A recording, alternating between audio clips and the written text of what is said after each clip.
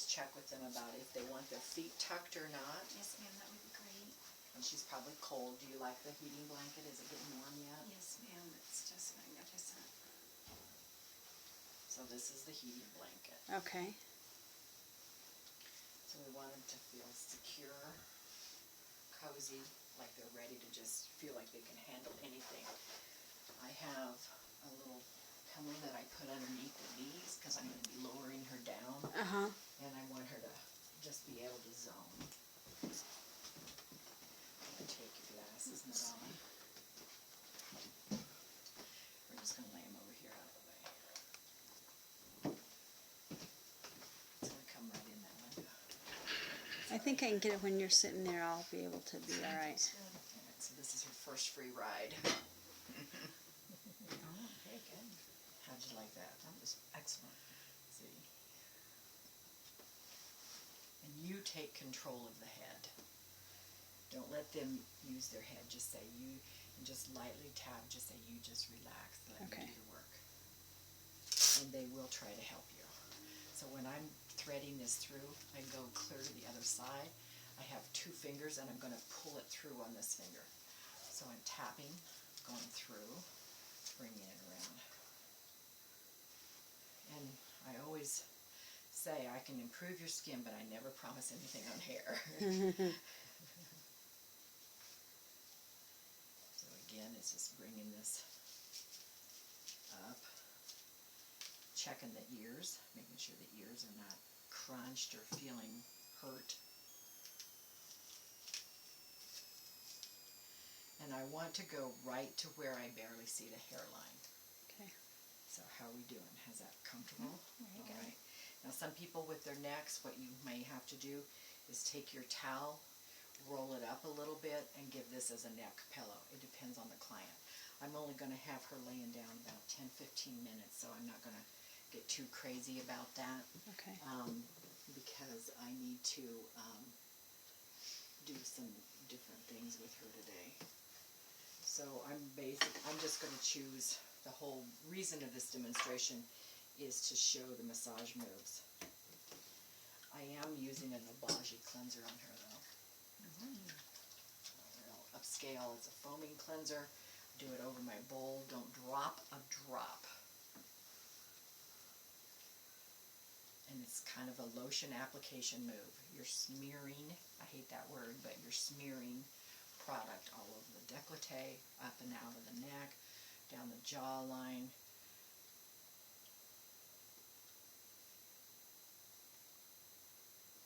Now we're going to go back and work in that cleanser. It's a lot of circles. And the cleanser's going to get a little sticky. Depends on the type of cleanser you're using. So some cleansers are going to have a little granule in them. Some cleansers are going to be creamy. Some cleansers are going to be more foamy. I happen to know that she doesn't use a lot of creamy cleansers, so that's why I didn't choose one. You want to go with a cleanser that's the most like your client's comfortableness. So if they're comfortable using like an apricot scrub, then you want to go with more of a granular cleanser until they build up their trust and they know what they're really doing wrong or what they can do to improve their skin. Now get up to the face. I'm going to flip my sponges and then I'm going to start on this face. Then I'm going to take it back. Keep my hand on my client at all times. I'm rinsing sponges, rinsing sponges, rinsing sponges. And with the foamy cleansers, there's going to be a little bit more rinsing involved than you normally would have with other cleansers. So.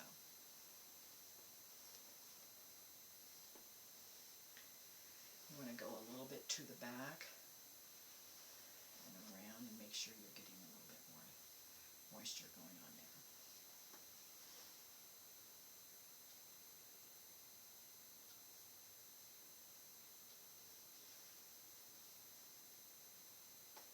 You don't want to hurry a lot, but you want to make sure that you have enough time to really thoroughly get off a cleanser. A little foamy cleanser is a little bit harder to get off of. And also if you have granules in your cleanser, it's a little bit more time consuming. But as far as product on their skin, usually the product of a cleanser is never on the skin more than 2 minutes. as you're coming back down, you're kind of going to do a sneak thing with your hands to kind of feel how the slickness is. You might have to flip those sponges again and get a little bit more off. It depends on the amount of product that the client is using. If they put on moisturizer that day too, that's going to be a factor. So really what I want to get into today is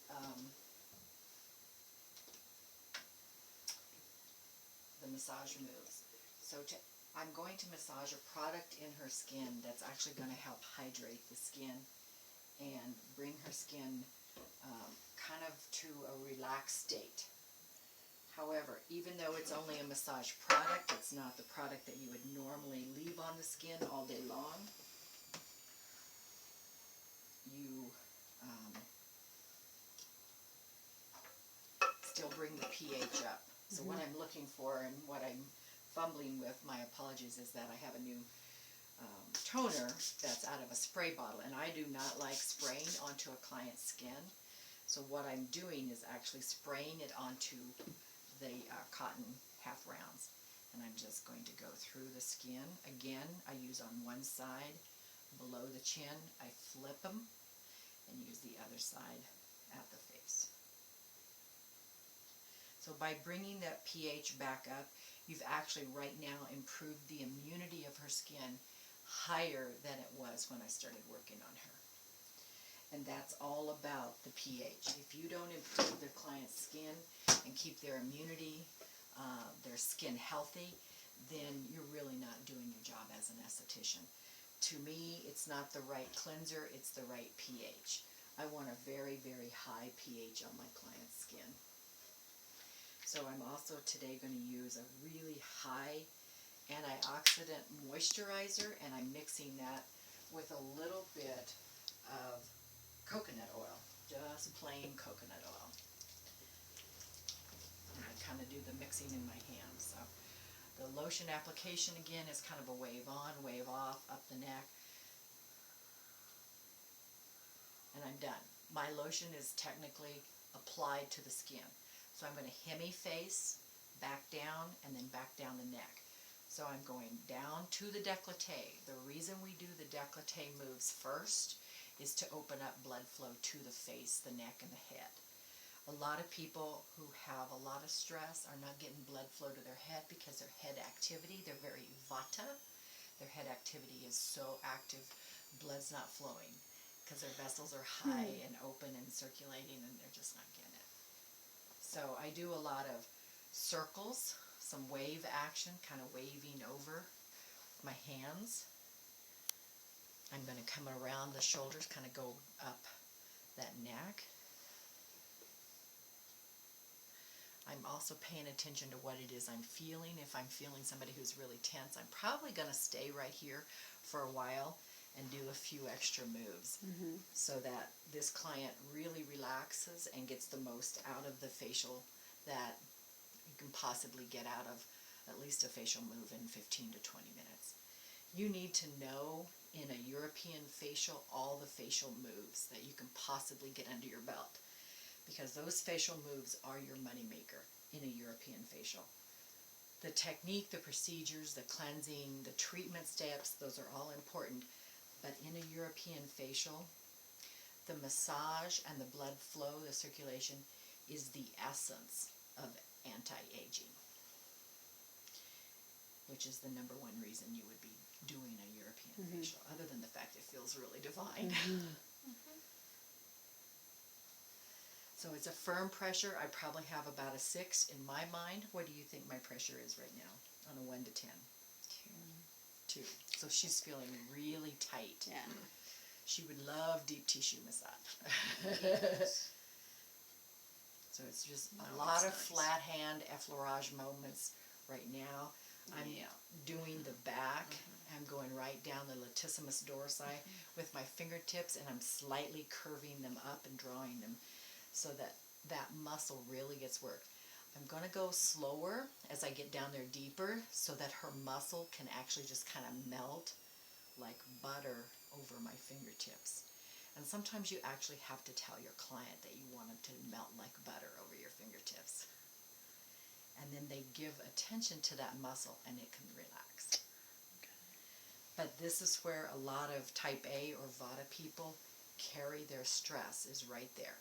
If that's a typical client that you're seeing for aesthetics, spend some time there, really relaxing, doing a few pinching moves there, so that when you release that, the blood flow goes back in. If you don't have blood flow to the face, the head, and the neck, you're not going to be effective as an esthetician. So the number one thing I need to do is get blood flow. That's why there's so many massage moves in the Talisman Holistic College and in our facials. The Naturopathic Aesthetics class, which is the advanced class, really teaches a lot more massage books than your basic Milady's book, your esthetician training manual for getting your license. So it's one of the flagship pointers of taking the naturopathic class. I want to make sure that where her joints are connected, that she's got blood flow as well. I want blood flow all the way down that arm.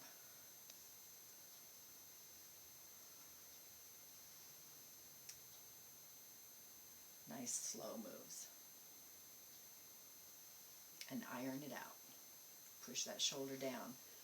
Bring it back up. Control her head. Tilt it. Nice iron out. Bring it back up. Use a flat hand. This was one of the moves on the facial that your index finger does get engaged. One of the very few. Usually we forget we have an index or a thumb, but when you're working on the décolleté and the neck and the shoulders, it's a good thing to have as a thumb. I'm also feeling along that whole spinal process so I can see what's going on with her. I'm going to reconnect. I still have a little bit of a hand on the décolleté. I'm going to put my first hand up on the chin. So that's my first climb up or my first step up to the face. Then I place up another one. Now, I'm going to reconnect with a figure 8 over the sternocleidomastoid, the muscle that actually turns the head and neck. I'm going to connect it with a figure 8 so that the head, the neck, and the décolleté actually feel connected. Then I'm going to bring that figure 8 move back up to the jawline. Okay, now her face, her body actually has given me permission to work on the face because I made a gradual exit from the décolleté. So I've entered gently, I've entered slowly. Now I've transitioned to the face itself. So the face is going to start getting blood flow. So you can do a lot of things with the face. We have zigzags, we have circles, we have, this would be an example of a zigzag. It's just kind of going with your middle fingers, leaving those little fingers up in the air, your thumbs way out, don't even go near the face with them. Glide back. Again, a nice zigzag over that facial mandible. I'm going to glide back to the lips, right underneath that trapezius, or excuse me, the zygomatic muscle. Kind of working at. So a lot of people who have sinus infections and they're having a nasally drippy thing, this is a wonderful move for them. I'm going to kind of glide that one out because I can kind of feel some extra lymphatic fluid in there.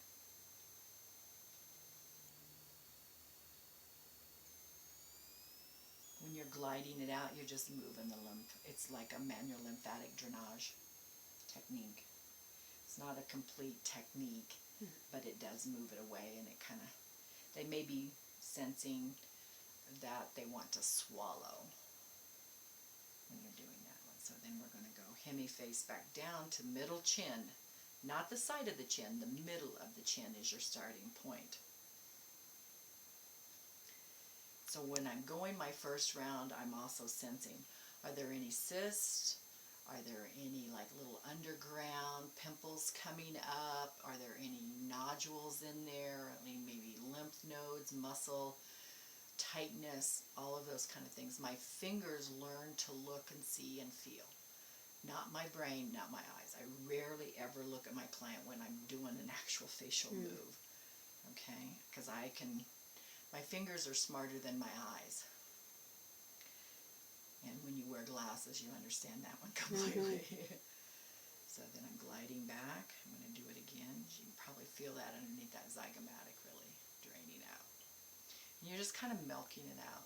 You're not really doing an extreme move. And then we're doing another glide.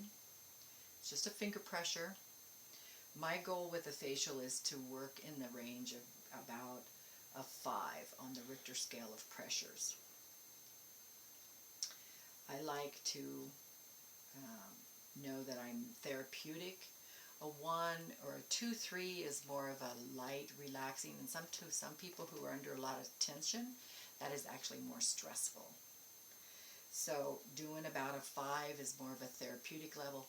If you ask for feedback on how hard your pressures are and they're saying 7 or 8, back off. Okay? So then this little move is called Round the World. And it's just a nice connective move. It's one of the moves that you can do when you're getting ready to move up the face. So we've done some jawline stuff. We could go back in and do some circles. Especially if you're looking at somebody who has some swelling in their lower jawline. They need to firm up the jowls, the neck. Okay, these are wonderful areas. Just spend a lot of time, get a lot of moves in there. Really stimulate that. And one of my favorite moves is called pansement. So we're going to come in and we're actually kind of a pinch, and it's a very fast movement.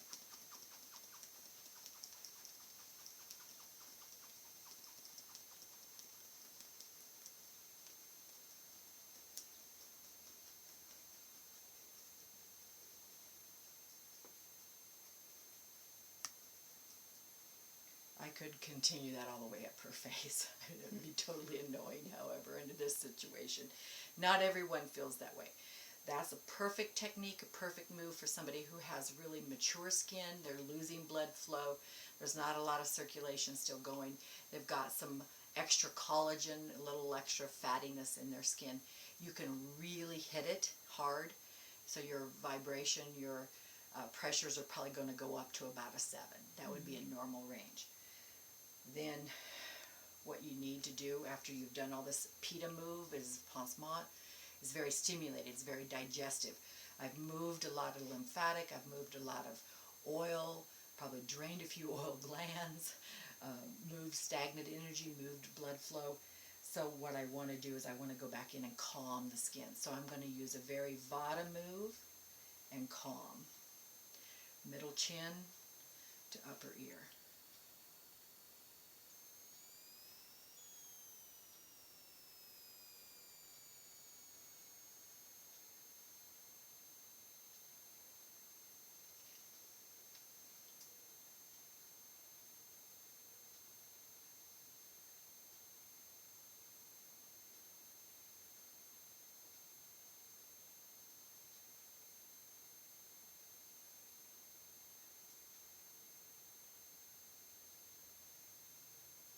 Center of the forehead, hemi face back down. Okay, now I'm thinking, okay, we've got this lower mouth, jaw region pretty well stimulated. We've done a lot of massage moves there.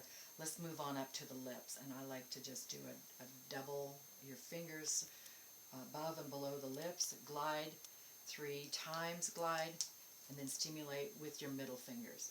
So it's a 1, it's a 2, it's a 3, you're on the other side, stimulate with your fingers.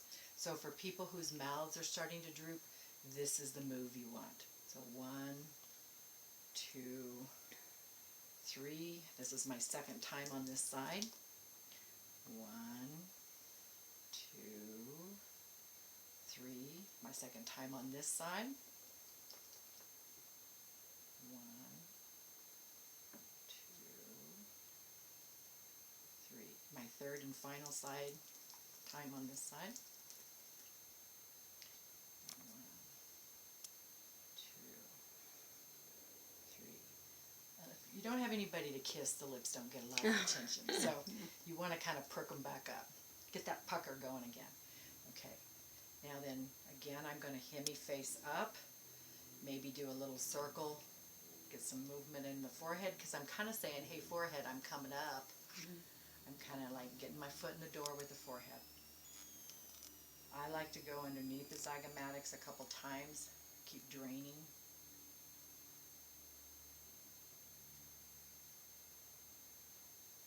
Sometimes you want to drain that all the way down toward the clavicle again and give it a little bit of a pump. That kind of gets that rest of the lymphatic fluid. If there's a head congestion going on, sinus infection, and or plastic surgery, eye surgery, facelift, things like that, that's where you'd want to kind of focus there. So now we're going to kind of move on up to the eyes. So we're going to do maybe figure eights at the eyes. Give the eyes like some attention and say, hey, we're at your front door. You're next. So you're going to take your fingers and go with the eyebrow. So light underneath, heavy on top. Light underneath, heavy on top. And these are just circles on the eyes. Now then you can get a little fancier here and you can do some nice circles under the eyes.